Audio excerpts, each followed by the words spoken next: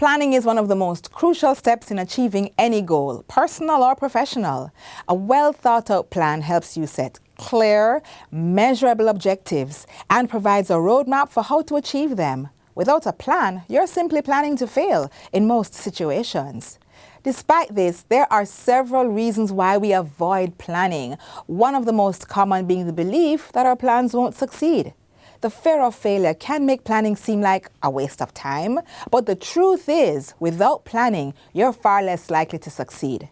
Now that we've covered that, you've just opened the pages of Jamaica Magazine, and I'm Audrey Williams. We'll be right back after the news.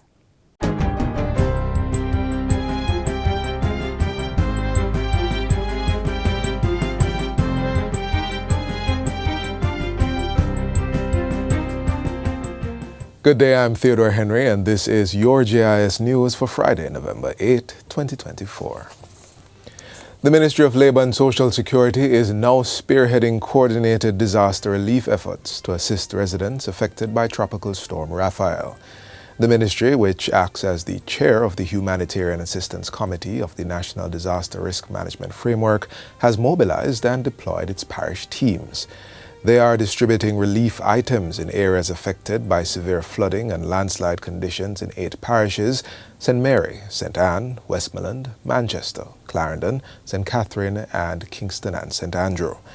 In an update provided yesterday, the ministry reports that thus far it has provided over 2,000 food packages, 77 cases of drinking water, 195 hygiene kits, and 50 mattresses to residents. In collaboration with the Jamaica Red Cross, special attention is being directed toward reaching residents marooned in Mount Airy, St. Andrew. Similar relief efforts are underway to assist marooned residents in McNeil Land and Bay Road in Westmoreland. A shelter has been opened at the Eldon Washington Basic School, which is now housing 8 people. The Labour and Social Security Ministry has also commenced the process of assessing damage to homes in order to determine the level of support to be provided to householders. The assessments are being done with the support of the Poor Relief Department, the Salvation Army, Food for the Poor, and Jamaica Red Cross. Residents whose homes have sustained damage are urged to report these incidents via the Ministry's Customer Contact Center at 876-922 8000 to 13. Reports can also be submitted in person to any of the ministry's parish offices. Meanwhile, the Jamaica Public Service Company is projecting that it will complete full restoration of electricity supply post-Tropical Storm Raphael by this Sunday, November 10. The company says it has now concluded its assessment of the damage to the country's electricity network, and less than 2,000 customers are still without power. According to JPS's President and Chief Executive Officer, Hugh Grant, the restoration has been moving quickly as the company activated its 24-hour incident command operations early so that its teams could begin working as soon as it was safe to do so. But, he says, this final phase of the restoration process will be the most time-consuming as it tackles infrastructure in very difficult terrain and isolated cases in affected communities. The head of the Light and Power Company adds that JPS is working with the relevant agencies to gain access to communities that have been blocked off by landslides. Jamaica's seat capacity out of Europe has again expanded as the island prepares to welcome a new flight out of Portugal. World to Fly is set to begin offering flights from Lisbon in Portugal to Montego Bay in summer 2025. Tourism Minister Edmund Bartlett has welcomed the news, pointing out that the service will enhance visitor arrivals from continental Europe by approximately 7,000 passengers from the period of June to September 2025. The non-stop weekly flight will be operated by an Airbus A350 with approximately 432 seats. World to Fly is a relatively new Spanish airline established in 2021 as part of the Spanish hotel and tourism conglomerate, the Iberostar Group. The airline focuses on leisure destinations in the Caribbean with routes from Spain and Portugal. Minister Bartlett and his team met with the company's executive leadership at the World Travel Market currently underway in London. He says the partnership with a dynamic and innovative airline like World to Fly aligns perfectly with the government's vision of expanding Jamaica's tourism market and generating significant economic benefits for the country. The Ministry of Agriculture has received a significant donation of $10 million to boost agricultural resilience in the Hounslow area of St. Elizabeth. The donation from Grace Kennedy Foods was officially handed over in a ceremony held recently at the National Irrigation Commission's Hounslow Pump House. The money will be allocated in two parts: $6.2 million for a generator to keep the pump house operational during power outages, and $3 million for fertilizers, irrigation supplies, and seedlings to support local farmers.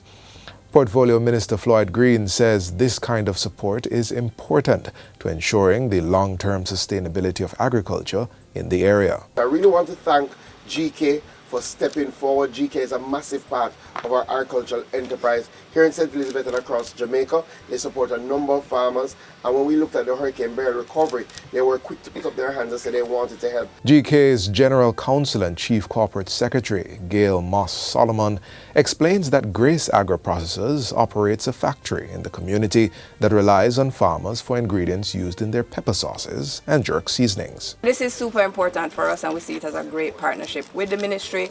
And finally, the Jamaica Cultural Development Commission, JCDC, is urging persons to submit their creative pieces for the 2025 Festival of the Performing Arts competition. The competition is held annually to unearth, develop, and display the creative talents of Jamaicans. There's a kind of mistaken belief that the piece you're entering must now be stage ready before you enter the piece, and we want to debunk that. We want to say, for instance, say speech. You may identify a speech piece, enter it, and then you go work on it to prepare it. Entries for the 2025 Festival of the Performing Arts opened on Monday, November 4, and the deadline for submissions is December 13, 2024. Persons can enter by logging on to the JCDC's new digital platform, www.jcdc.awardsplatform.com. And that's it for JIS News Today. I'm Theodore Henry. Thanks for watching.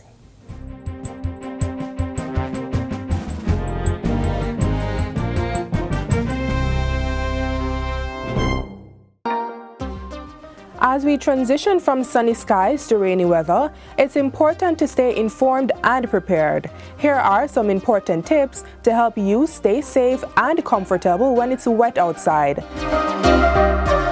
Alexa, what's the weather outside? Check the forecast and keep an eye on weather updates through your preferred news source or weather app. Dress appropriately. Be sure to carry a raincoat or an umbrella, even if the day starts sunny. If you can, travel with rain boots too. Drive safely. Wet roads can be slippery and dangerous, so reduce your speed, maintain a safe distance from other vehicles, and turn your headlights to improve visibility. Secure outdoor items. If you have outdoor furniture, decorations, or plants, secure them or bring them indoors.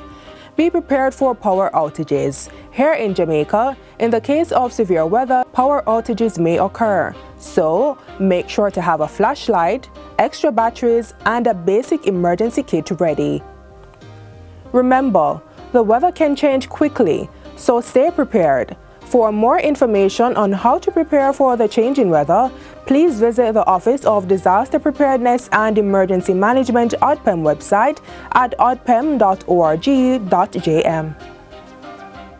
Thank you for staying with us. One way to plan for the future is by starting with the youngest members of our community. The Jamaica Fire Brigade also shares this belief and has developed a program aimed at preparing students for both man-made and natural disasters. Please take a look. Move to the right in threes. Right turn. Move to the left in threes. Squad will retire. Left turn. About turn. This is not training for the Cadet Corps. There is a new co-curricular club in schools, the Fire Wardens Club.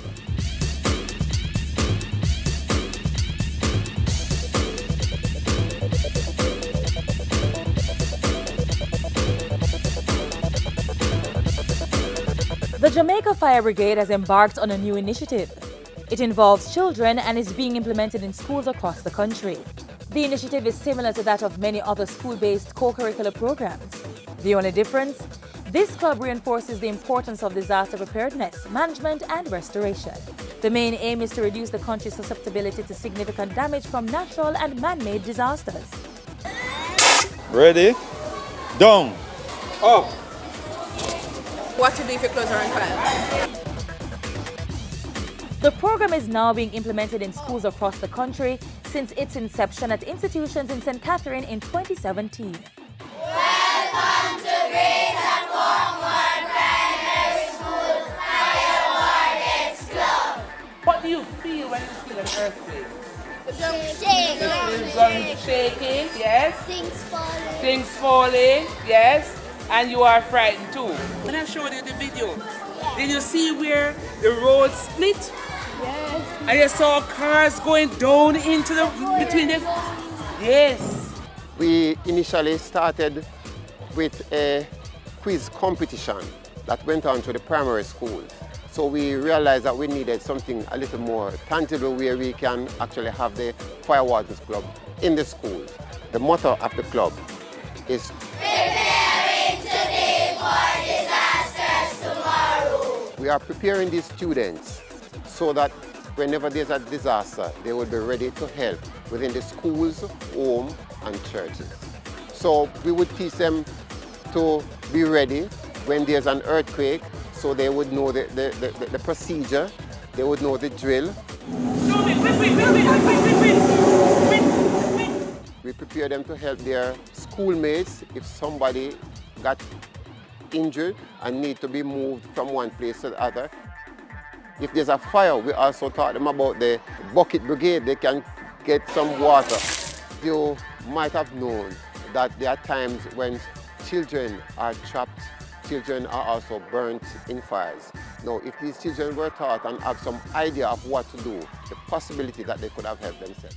Within the schools, a teacher is assigned to the club, and for that purpose is given the title of a superintendent. Our students are very enthusiastic about the club and they get involved in many different activities as it pertains to knowing and disseminating information about disasters and disaster mitigation. One of the best agents for information are children, and parents respond to children. So when the children know certain things about how to manage disasters, what are some of the right things to do, they can help to inform their parents, and in turn the parents will inform the community members to respond. And in a community like Portmore, where there are so many potential disasters waiting to happen, it is important that Greater Portmore, at the schools in Greater Portmore, know about Fire Wardens Club and become involved in it. Fire Wardens Clubites are also engaged in humanitarian activities, visiting children's and nursing homes. I just love how they do things. You have to do them proper, and if you don't do them proper, sometimes you get kicked out of the club. The Fire Wardens Club is very fun, and I get to do drills like fire safety, earthquake, tsunamis, and fire drill because it helps us to blow out fires. The Fire Warden Club teaches us to do a drill, teach us when what to do when your clothes is on fire. Stop, drop, cover your face and move. It's a great club to join, and I love it because you have fun and it's helping your community and schools to raise disaster awareness. If someone's house is being flooded out, I can help them by doing take them out of the house and take out the good stuff like the birth papers and the passports. Loss of life and property as a result of natural and man-made disasters should be minimized as the Fire Wardens Club expands and more children get involved.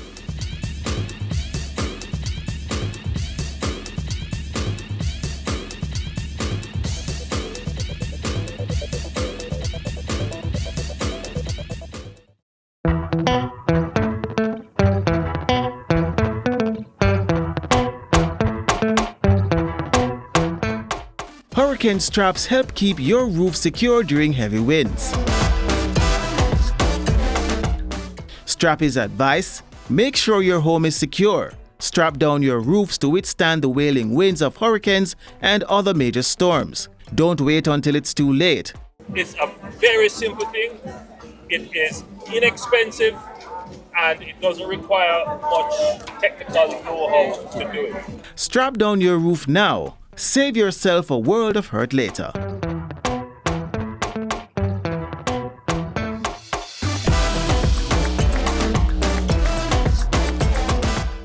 A last-minute supermarket dash at the first sign of a natural disaster or a surprise visit from family or friends could become a thing of the past if you plan ahead by growing your own food.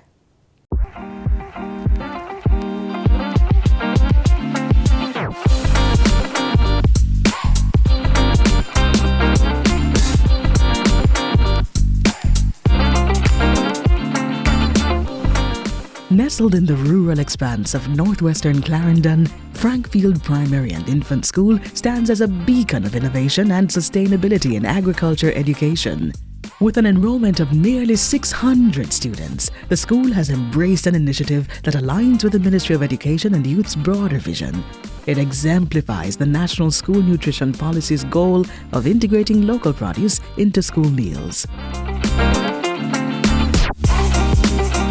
A critical component of the National School Nutrition Policy is that we want to infuse the local produce.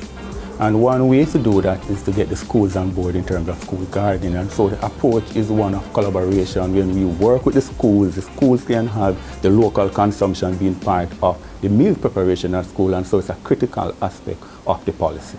Frankfield Primary was among 26 schools selected to kickstart this initiative, receiving $392,000 to get their garden project off the ground.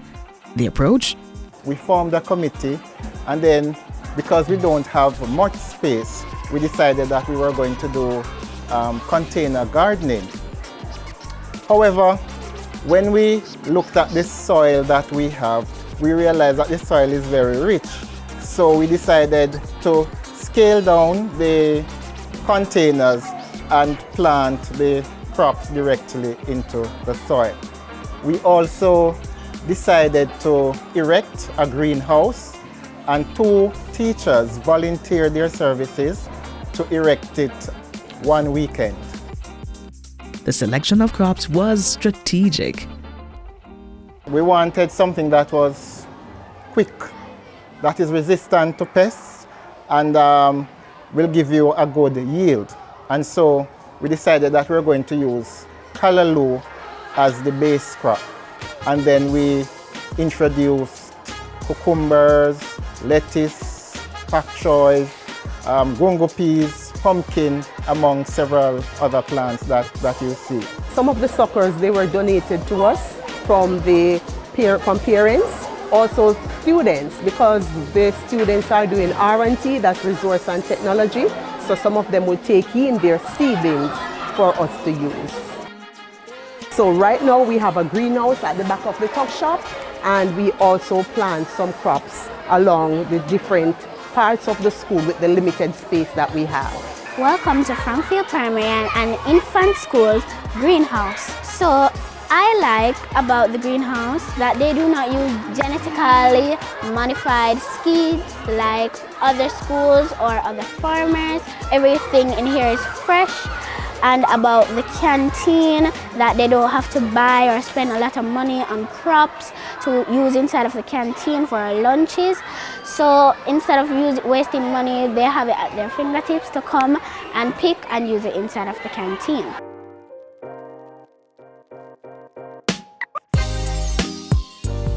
When it comes down to the matter of nutrition, it's a whole school, whole community, and that is why we would have met with the vendors, we would have updated them in terms of the approach, in terms of the goal. And I must say the vendors have been super supportive in terms of the role that they have to play in ensuring that whatever is it that they are also providing to the student is healthy and nutritious. The school garden, it has a lot of benefits. First of all, you know, the 21st generation, they are mostly on their gadgets. And even though this is a rural school, they are still on their gadgets. So you need to get them to become one with nature and, to learn how to grow the crops and to know that no matter the space that you have, you can do something in growing crops.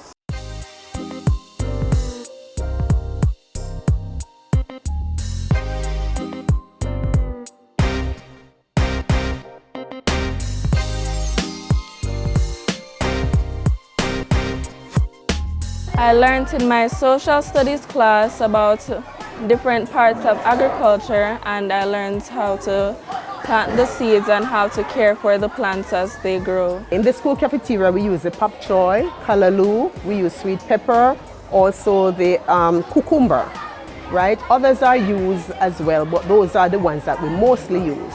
And we use those for the students to eat whenever they are having lunch, for them to stay more healthy, give them more nutrition and so on.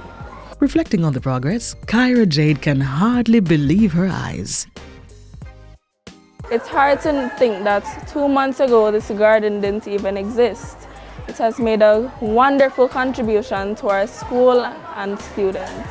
I just want to encourage Jamaicans.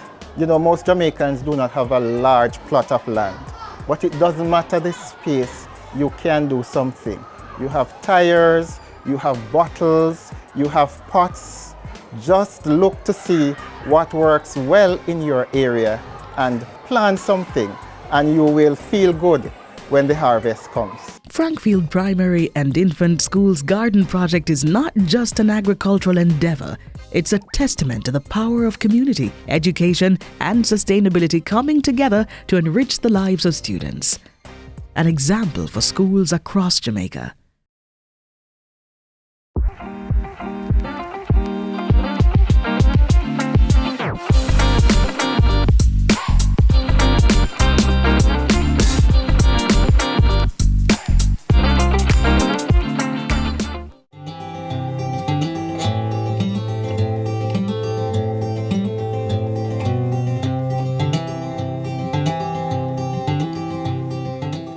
When making your plans, be sure to consider the vulnerable ones, like your pets and essential food producers, such as bees. In our next feature, we'll share valuable tips for bee farmers on how to protect and support this important industry.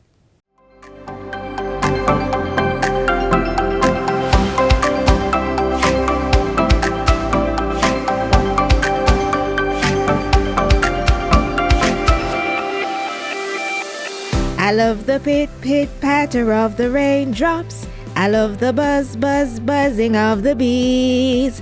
But the thing I love the best is to know that we are protecting these pollinating giants. The lines might not go exactly as I said them, but as we learn from nursery rhymes, bees have a buzz, and it's essential for providing us with food. In Jamaica, beekeeping has blossomed into a vital industry with over 4,000 Jamaicans now engaged in this sweet enterprise. Far beyond just a profession, it stands as a cornerstone of environmental stewardship and food security. Yet, this rewarding and sustainable practice faces significant risks, particularly in regions prone to natural disasters like hurricanes. As we know, hurricanes bring with them a host of destructive elements: high winds, heavy rainfall, flooding, power outages, and landslides, all of which can pose severe threats to bee colonies. Beekeepers are advised to use ratchet straps or heavy-duty hive straps to secure hives to their stands. These straps should be tight and cover all parts of the hive to ensure it remains intact during the storm's winds. To help farmers prepare for hurricanes, the apiculture unit under the Ministry of Agriculture would issue an alert 10 days in advance. This alert normally advises farmers to secure their bee colonies by strapping them down, clearing excess vegetation around trees, removing any extended limbs, and ensuring that their apiaries are not located in flood-prone areas. And if the hives are located in a flood-prone area, it is best to move it to a safer location. If relocation isn't possible, Beekeepers should elevate the hive stands with bricks or cinder blocks to keep them above floodwaters. Duct tape or another strong adhesive can be used to seal the seams between hive boxes, preventing water from entering. If possible, covering hives with a heavy-duty tarp provides additional protection, but care must be taken to ensure adequate ventilation. Another thing, minimizing the size of hive entrances helps prevent excessive wind from entering, which can stress the bees and disrupt their ability to maintain temperature control. Lastly, beekeepers are encouraged to have a plan for feeding their bees in the event of extended power outages. Ensure you have an adequate supply of sugar syrup or other supplementals for feeding. As the nursery rhyme reminds us, bees buzz for a reason. Their work is essential to our environment and food supply. By taking these precautions, beekeepers can help ensure that even in the face of a hurricane, Jamaica's beekeeping industry will continue to thrive.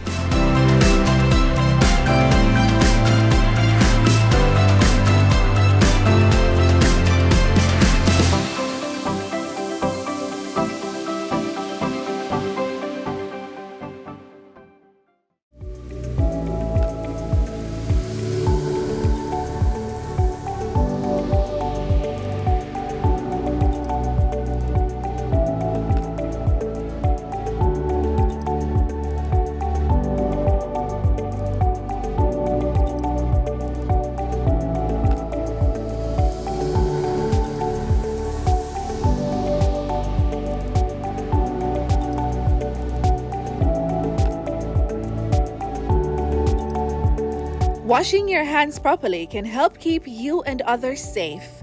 Remember to wash often, especially before eating or touching your face.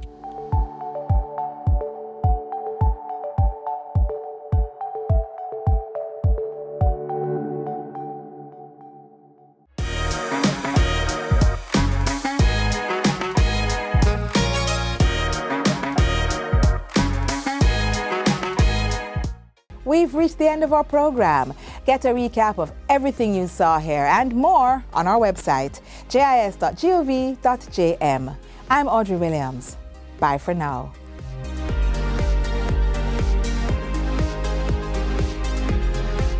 This has been a production of the Jamaica Information Service, the voice of Jamaica.